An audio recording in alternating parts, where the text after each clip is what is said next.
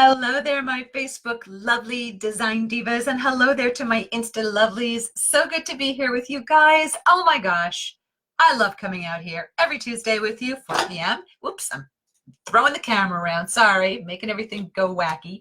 Love being out here with you. I'm Donna Hoffman. They call me the interior design advocate, and I'm also so blessed to have been called one of the country's leading interior design coaches because I help to undo the frustration and stress level for design enthusiasts. I call you my design divas across the country and beyond.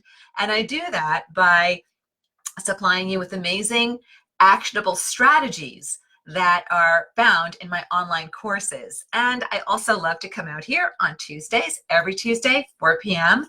Eastern. We come out here, I teach a lesson, we stop what we're doing at our luxury design company, and I teach a lesson on something. We're super busy in the company right now. I'm working on proposals for projects for families that would like to get us involved in their new construction projects. Katie and I just dashed back from a kitchen design meeting, all kinds of stuff happening in the company. And I love being able to serve not only our private clients, but I love being able to serve you, my gorgeous design divas, my gorgeous design lovers. You are all so much more talented and so much more capable than you think. But if your only strategy that you're using is gathering Pinterest boards and pictures and doing more house idea books, good luck to you. No gorgeous room was ever created with a wing and a prayer design. So that's why strategy is the lifeblood to success in interior design, interior decorating. I use the terms interchangeably. You can call it what you will. So I'm getting waves from my gorgeous design lovers on Insta. Hello and love to you guys. And I'm getting hellos on my Facebook page as well. So let's hop in. What are we talking about today? Today we're talking about 3 really common mistakes that you are making right now with the artwork, the hung wall art in your home, that always stops beautiful Pinterest gorgeous results from happening, always. And because I love you, I just got a thumbs up on that one.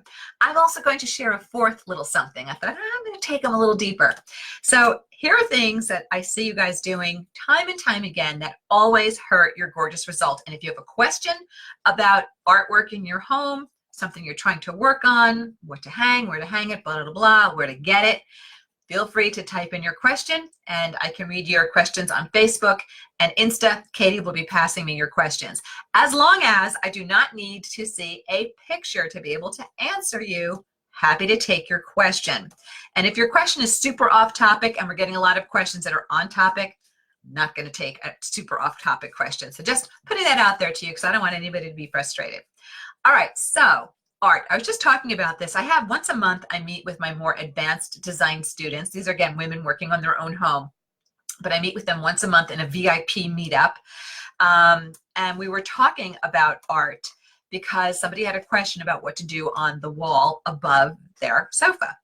So I am able to draw on photos and screen share and such, and I started showing some of the mistakes that people make. So I'm going to start off with that with you right now, which is artwork that is too small for its location.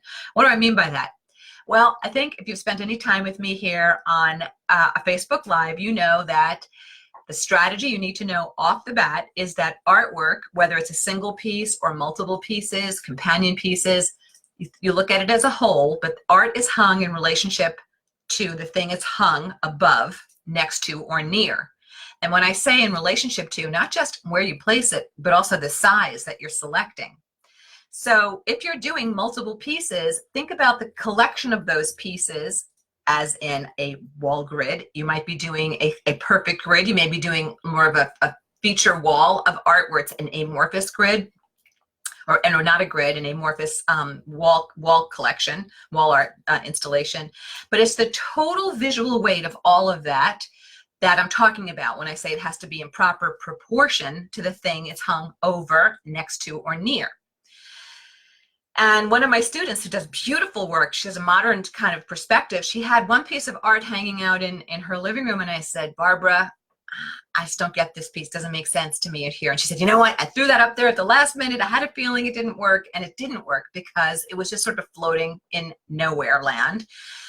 And there is an exception to that rule. If you're doing open concept and you've got this big long piece of wall, yeah, you may feel I need weight on that wall. So you're not going to be hanging over something. There may be no furniture on that wall, but you're hanging in relationship to the wall, this expansive wall.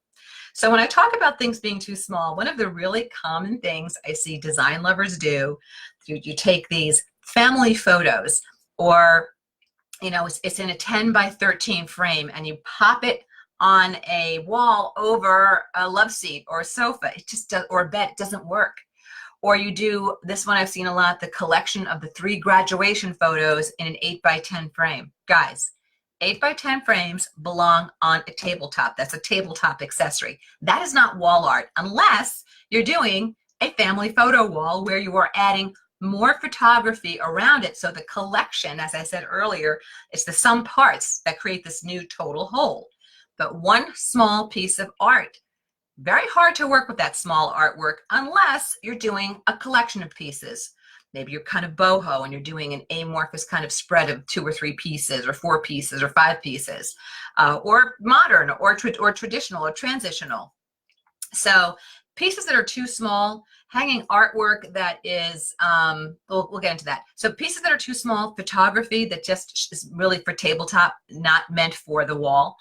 And also, I'm going to say, don't even order those photos in the 10 by 13 size, because those are sometimes too big for tabletop to work well. So if you're going to do a large photo of the kid's graduation, your grandchild's, I don't know, dance recital, 8 by 10 is the biggest. Stick it into a frame onto a tabletop. Don't try to hang it on a wall. And then there's also smaller artwork. And the reason I know people buy smaller pieces is because it's less expensive. Maybe you're on vacation and you are, you know, there's a beautiful flea market of artists showing their wares. And you see, well, this guy's canvases are, you know, $3,000 in the size I really would love, but I can at least get something small for a couple of $100. Well, then what are you going to do with that small thing? It may look better on a tabletop on a small stand than it would hung on a wall, unless you combine it with something else. Okay, so I don't want to beat a dead horse, but size, going too small, popular, problem. You never see that done by the big guys, meaning the professional designers that really know how to fluff and puff a gorgeous space. So too small is one issue. The other issue is bad color. So when you are looking at your artwork, you want to think about, you know, what's the color, what's the texture, if you will, the pattern. But it's really more about what is the art piece about. So for example, in a transitional bedroom that has a, I don't know, a green and a gray and cream palette with splashes of teal, do you want to hang a beach scene in pale blues in a white frame? Kind of looks out of place, right? So if you are in a super modern interior where you have super white walls, that's where you can see very eclectic art choices coming together and looking really great in the total space.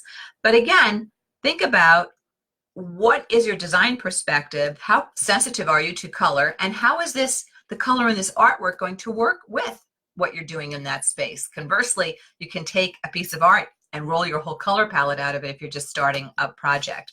But definitely, I want you to think about how the color of a piece of art is going to affect everything else in the room.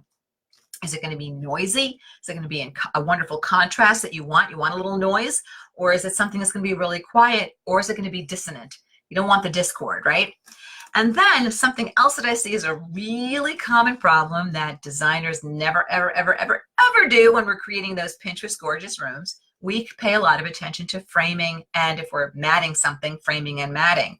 Do all of your frames need to be identical? No. In fact, we are talking to a lovely couple right now that may want to engage us on a big design build project of theirs. And we want to, of course, use as much of their existing art, as much of their existing furniture as possible.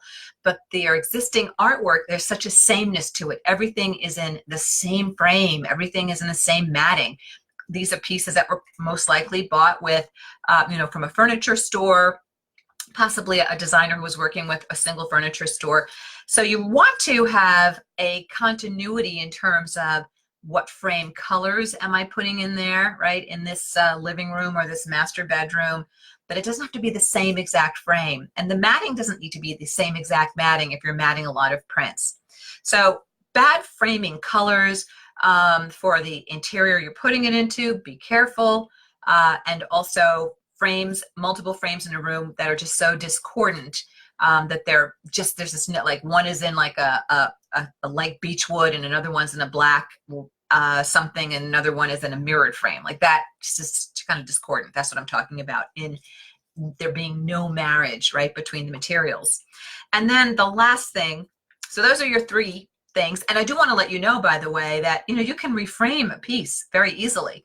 If you love the piece, it would look great in the space you want to put it, but the framing is wrong for the place you want to put it. Change the frame, change the mat. We do that all the time. In fact, when we put together budgets for our projects for our clients, we will very often include a line item called reframing, because it totally reinvents a piece of art. You can make something look a little bit bigger. You can make something have a new vibe and lean in a new direction based upon the way you're framing it and matting it. And then, so those are your 3, right? So artwork that's too small, bad color / texture / topic, or yeah, we'll say topic, subject, for the space that you're putting it into. And then bad framing, right? Framing is either doesn't work with the piece itself, or the framing and matting is just kind of discordant with other things around it. And then the last piece, this is number 4, even though I promised you 3, I thought I want to give you 1 more. And feel free, if you have a question about an art, something that you're working on, putting art into your space, where to find it, how to hang it, blah, blah, blah, feel free to type it in to me. But the last piece I would tell you as well, I kind of touched on it talking about this wonderful couple that we might help, that there's a sameness to their art. So that's, if you really want to go that next step, what separates the girls from the design divas, right? The girls from the women. This is what you want to think about doing. See if you can alter your artwork a little bit, change it up a little bit, so everything is not the same. Everything is not a print behind glass with a mat. Everything is not an oil. Everything is not a watercolor. Everything is not a painting, right? When you think about a watercolor or behind glass, that gives you a little bit of light reflection. Then if you have an acrylic or an oil, that's more matte, right? That's going to absorb a little bit of light. Now, you might say, Donna, I'm not buying original oils. I'm not buying original acrylics. Okay, there are these things called giclés. I'm not going to spell it right. I believe it's G-I-C-L-E with a little accent. A giclé, and I like how I said giclé. I'm trying to brush up my French on an app, and I just threw a little French in there. I don't know why. Anyway, so you want, and just so you know how good my French is, first 6 weeks of French class in 7th grade, I thought my name was Donna Fermez la bouche, Donna shut your mouth, because I couldn't understand a thing that the teacher was ever saying. And every time she opened her mouth to speak to us in French, I'd turn around to the person behind me and say, what did she just say? And then she'd scream in this shrill voice, Donna Fermez la bouche. So French is not exactly my jam, but I love it. Anyway, giclé, G-I-C-L-E. What a giclé is it's actually laser printed, piece of artwork that's laser printed onto stretched canvas, so it looks like a painting even though it's not. But the point is, it functions in this example as a painting. It's not behind glass, photography behind glass. So is everything in your home behind glass? If you say, hey, it is, but that's what I like, okay. But maybe you want to go from a little bit of watercolor to a little bit of photography to a little bit of, a reprint of something. So trying to vary your medium a little bit, that's what you see in higher end residences. It doesn't have to be expensive art, but it definitely is about not doing the same exact thing every single spot in your home. Hopefully that makes sense to you, and hopefully that's helpful to you. So I'd love to take your questions, and while I'm giving you time to put those questions in, let me tell you what we're talking about next week, Tuesday, 4 p.m. right here. Well, it's a goodie. It's a goodie. It's color palette back to basics. Color palette back to basics. Bring me your color questions, because we'll be talking about it. One thing I will not be doing is I will not be doing your paint plans for you. So don't ask me to give you paint colors. But if you have questions about color palette, layout, struggling with color in your home, I got you covered next week. Alrighty, so question. Arizona Desert Designer is saying she's loving my hair today. Well, you know, this is really what my hair really wants to do. And I'm so used to straightening it out. I didn't know this would even happen until I was like 8 years ago. Total accidental kind of thing. But thank you. I might start wearing it this way more often because it is far less of a pain in the fabric bolt to do this rather than straightening it out. But thank you. I felt nervous coming out here at the beginning of the year with my hair all fluffed and scrunched. But thank you. Alrighty, so another question from Home Decor Love Life. No, Home Decor Life Love. Oh, that's so cute. I love it. How should I hang art over a computer desk on a wall that you see as soon as you walk into my family room? Is it okay to have some of the art hidden by the computer screen? Here's the thing, and I go into this in way more detail with visual examples in my course, online course, Design CPR. It's all about how to accessorize like a boss, and artwork, wall art, is part of your accessory story. So I'd want to see exactly what you're talking about in that home office. But in my desk right now, I have this fabulous, it's kind of Andy Warhol-esque. It's an Elizabeth Taylor painting. I found it with a great street artist up in New York. And my computer screen obscures it like a little section of the corner. So it's layered. I don't care. It's fabulous. So I don't think a little bit of an obscuring thing is a problem. And quite honestly, you want to do something sexy with your artwork, like super sexy, stack and layer your artwork. You can have something hung on the wall above, let's say, a 3-drawer chest in your XYZ room. And then right in front of it, you can have something else layered and leaning. You can do that in front of a mirror. It looks great. Everything doesn't have to be hung. But again, I get into more of that in this great online course. And by the way, I posted a link. If you're interested in that course, there is a current coupon code for it. You can't combine that with any other special promotions, but nice little savings there. So hopefully I've answered you enough. I don't have a problem with it not seeing your space. Technically, I don't have a problem with it, but I want to see exactly what's going on, how, you know, if the whole computer is going to really be obscuring so much of the painting, you know, why bother? So I'd want to see it. I don't know if you're one of my students, if you're in one of my private Facebook groups. But if you are, all of our courses come with a private Facebook group so that you can post pictures, what you're working on, and then the whole community can weigh in. My team and I can look at things. So if you are in one of my private groups, then, you know, post a picture with that question. Okay, let's see what my Facebook bookers have to say here. So I'm getting a lot of hellos. Fredericksburg, Virginia. Dawn, hello, Dawn. How are you? Justine is dialing in from Berwick, PA. Hello to you, Justine.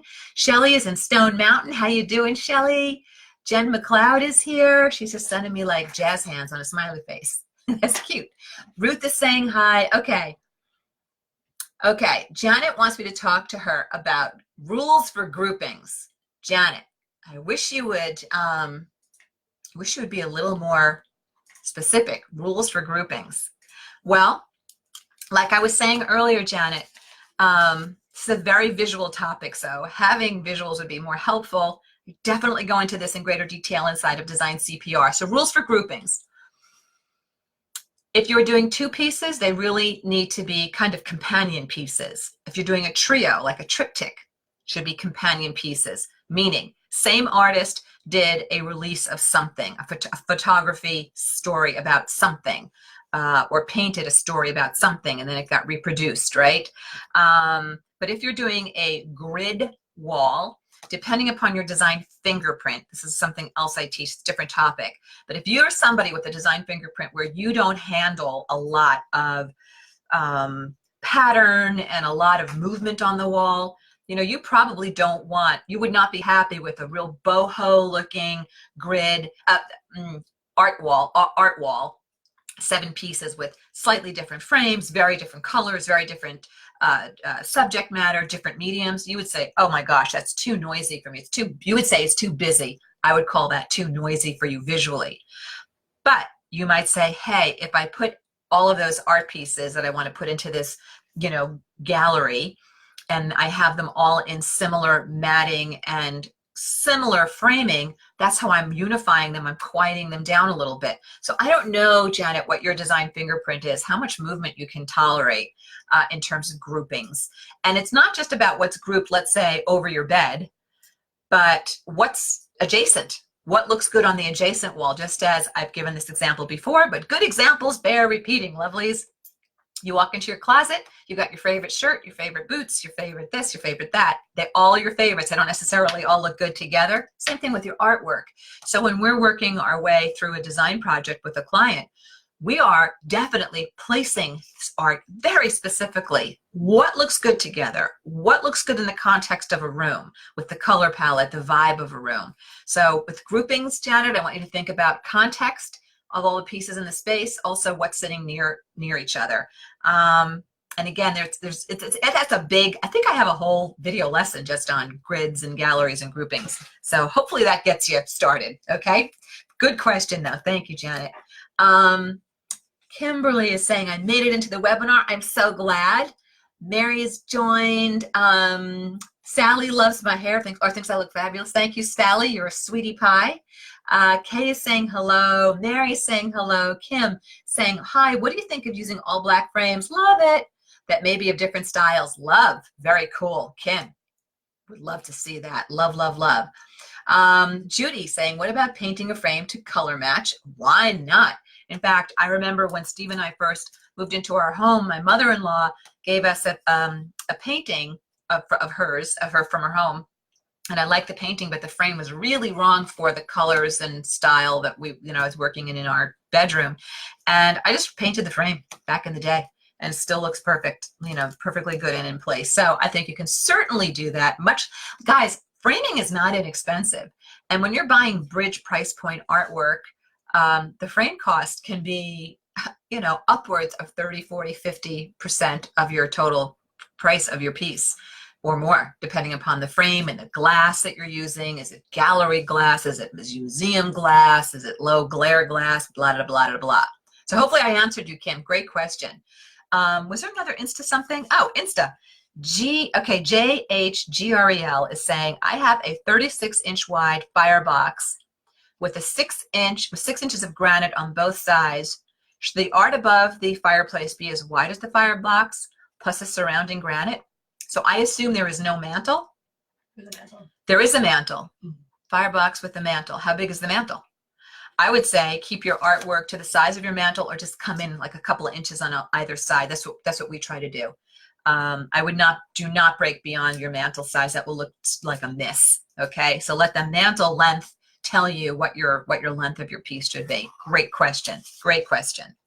You guys are so smart. I love you guys. I love being with you, my design divas. Just those design diva brains. All these great questions you're spitting out. Jennifer McLeod saying, really stumped here with a wall with a flat screen TV. What should be put on the wall space on either side? Jen, I have to see a picture. I don't really love art hanging next to a flat screen. I think it looks weird. I hate when art is hung above a flat screen. I think that looks like a bad DIY mistake. Art, remember what you're doing with your art, Jennifer. You're asking the eye, hey, look over here. Hey, look over here. Why do you want to direct the eye above your flat screen? The flat screen is a thing. It's an appendage, part of 21st century living. I would let it be its thing. Now, that said, we're doing this boho perspective in a young professional's Philadelphia apartment right now. And so to the left of where her flat screen is mounted above a media cabinet, and then over to the left of that, where there's a corner, we're going to do like an interesting trio, womp, womp, womp, hung of some to be determined art pieces, smallish pieces that together will create some weight on that wall. But I'm not doing like, sometimes I see people do this symmetrical, here's my flat screen, and I've got an art piece here and an art piece there. Looks strange. So I would let the flat screen hold court, hold its weight, and then if you need to do something, near to it, but I wouldn't make it in relationship to the flat screen. Let there be a little bit of breath. That's my take. Okay. More questions. I'm running out of time here because I've got a meeting to get to. So Katie's telling me we have 2 more questions. Sally is saying, Mary Kadri is telling me the proper spelling of giclée. Also, I can't speak French well. And I can't spell. A Gicle is G-I-C-L-E-E, double E, G-I-C-L-E-E, if you Google it. Thank you, Mary. Mwah. All right, Sally is saying, I often see multiple pieces in different frames, sizes, and even styles in boho rooms. Is that just part of that style? Yep. Then Angie is saying, I have a 20-year-old framed prints that I don't love anymore, but they were so expensive, I can't let go. Comments? Let go. There's a great, rip off the Band-Aid. That's what I'm going to say, Angie, and I'm hugging you. I know it's hard to do, but baby, if you hate them, get rid of them. Or if you don't love them, great design truism. Let nothing be in your home that you do not find incredibly beautiful and very functional, or very functional, preferably both. Let nothing be in your home that you don't find very beautiful or very functional, preferably both. If it doesn't give you that little ping because it's beautiful and it feeds your spirit, especially the art, my lovelies, get rid of it. Find it a home with somebody who will love it. That's what I say. Unless you think you can really reinvent it with framing, and sometimes you can. N Marie, N apostrophe Marie, is asking, is there a prerequisite on my online courses? No, there is not. I create these courses for design lovers. I meet you where you are. For some reason, I'm really good at taking what seems like general, amorphous, nebulous information, creative information, and I put it into very clear linear paths, which is why people love our courses. I do have designers that are taking our courses, newbie designers who feel like they just need a little oomph, a little more. They didn't have great training, or they never apprenticed at a design company. Stagers and real estate agents like taking our courses too. But I write them for design lovers, so you will know exactly how to, I meet you where you are. And the only thing that we have where there is a prerequisite, you are not allowed to join my more advanced VIP meetups. Unless you've been through my Decorating Genius course, because I don't want to slow down the group by reteaching things that you should have learned in my Decorating Genius course. And all of my courses layer really well together. Decorating Genius is how to design a room, really. Design CPR is how to accessorize like a boss. And then there's the Window Boss course, how to accessorize like a boss, how to plan and select your ideal window treatments like a boss. So they layer really well together, and I really don't overlap information between them, so that I can just keep people moving forward. That's a great question, and Maria, thank you so much. Kim Ellison has another question. I moved into a new home last year. I have a nice collection of art. However, my new home doesn't have the high ceilings, and all my art is large scale, but I can't figure out how to use these pieces, or are they simply unusable? Kim, I'd need to see pictures to be able to answer you well. I like large scale art in a space with an 8-foot ceiling or a 9-foot ceiling. I don't think you necessarily need soaring ceilings on everything, but I'd have to see what you're talking about and the location you want to put it. Pam is loving my hair today. Thank you, Pam. Steve likes it. My husband really prefers it this way. He loves it this way. So I usually just let him see it like this on vacation. So he's digging this whole thing. So I'm sure he's going to tell me, see, all the design lovelies are loving it that way too, or some of them are. So thank you. Judy is saying, what's the proper height to hang art? Judy, this is a very general rule. Go into much more detail in a course where I can show it to you. But usually I go about 4 to 6 inches above a piece of furniture because I like to connect it to the furniture. Are there exceptions to that rule? Yeah, there are. Ceiling heights. So again, more visual lesson, but that's a very, very general question for it to very general answer for an excellent but general question. Mary's saying, let them go. Let go of that artwork you don't love. The fluffed hair. Shelly likes my fluffed hair. Thank you, Shelly. Denise is saying, hey from Raleigh. Rodnika is saying, I'm a newbie and I would like to become a student. Well, what I suggest you do is go to the interiordesignadvocate.com. Check out our products page so you can look at the course offerings, and then go to the blog page so you can find on the right-hand side, there are some current coupons for some discounts on the courses. So you can take a look at that. Sally is saying hello to me from Bucks County. Sally, you're my neighbor. Hello back to you. Anne Marie, I already answered your question about prerequisites, and yes, you can sign up anytime. No to prerequisites. Yes, you can sign up at any time. Tammy's saying hi from Phoenix. Janet is saying she's interested in grouping Majorca and Prince. How can I do this successfully, Janet? I need to see the prints. I need to see the room you're working in. Too difficult for me to answer without some visuals there.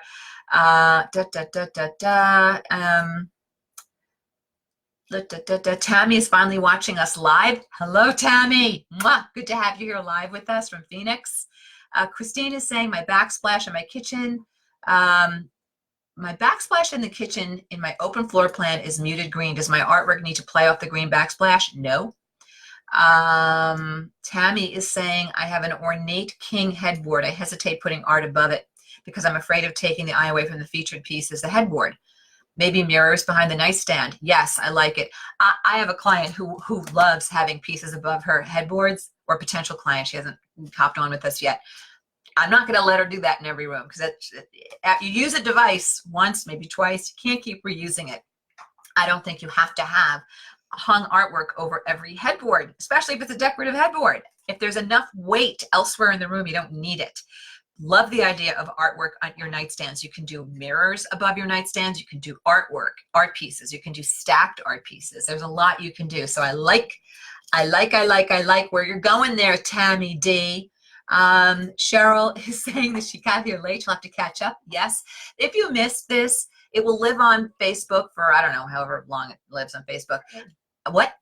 Forever. But it might be hard to find in the feed. It'll live on Insta, in our Insta stories for 24 hours, but you can always go to YouTube if you've missed anything. See how high-tech we are? If you missed this great live, you can always take a look at what our lives were that you missed, because we post the description so you can see what the topic was.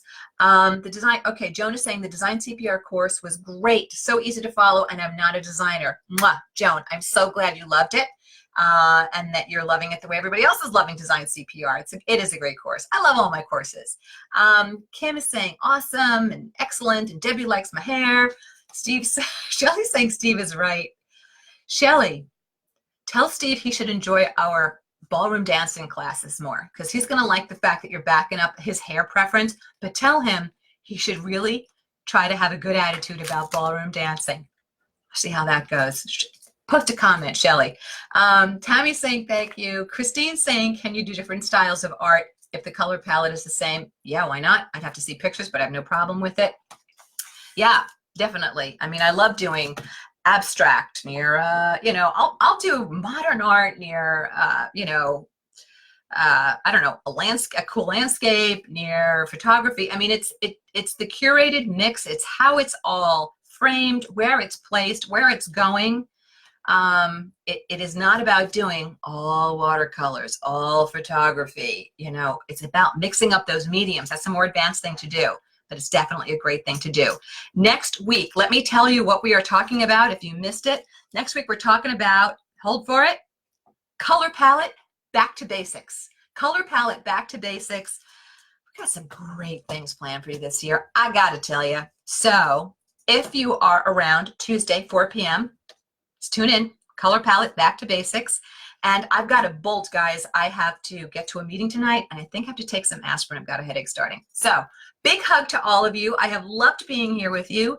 I can tell that you look great today, and I am sending you all a giant hug. And I will see you next Tuesday, 4 p.m. Take care.